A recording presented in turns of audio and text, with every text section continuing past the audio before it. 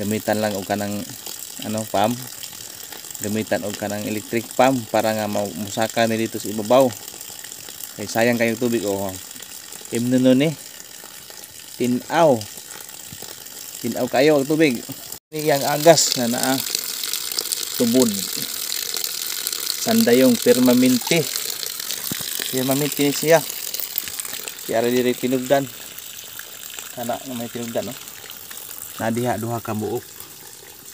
Ang usa di abdi pikas. Kana. Pero na po usa diri sa ubos. Kami tani masahod po nini apon tubiga kay nag-anggas niya po ni siya naskilid. Daghan ni siyang tinugda skilid. So mo ni project sa barangay. Gihimuan silang tubig diri kay luoy pud ang mga tao diri sa purok size ka. Layo kayo og kausanan adto sa puntaas. Nya na tubig nila ato ibabaw pero muhubas og ding init. Kini amo ni hiyang himuan to pinagtuo dito sa ubos tubod gihapon na. So ang murag kadakon ani murag metros kapin kwadrado. Usa ka metros baka ni 100 sa ka metros or 110 baka ni kadakon nga punduhan sa tubig.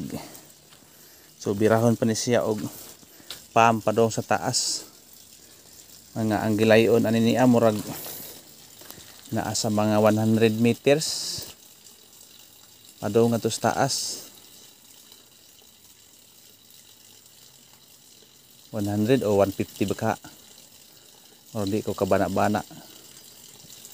So ang status sa tubig mo na nag-agas sa unahan gisaod mo na po ni ipasod diri sa kuan nibil, ipasod diri sa tangki pundo, then birahon ni siya og makina patungas o mo na ilang nibil nibil sa tubig kini mo na nag-agas diha. So makapundo na adlaw gabi ang agas so di ni mahurot sa kabubong diha sa taas. Mainom, manlaba, ligo.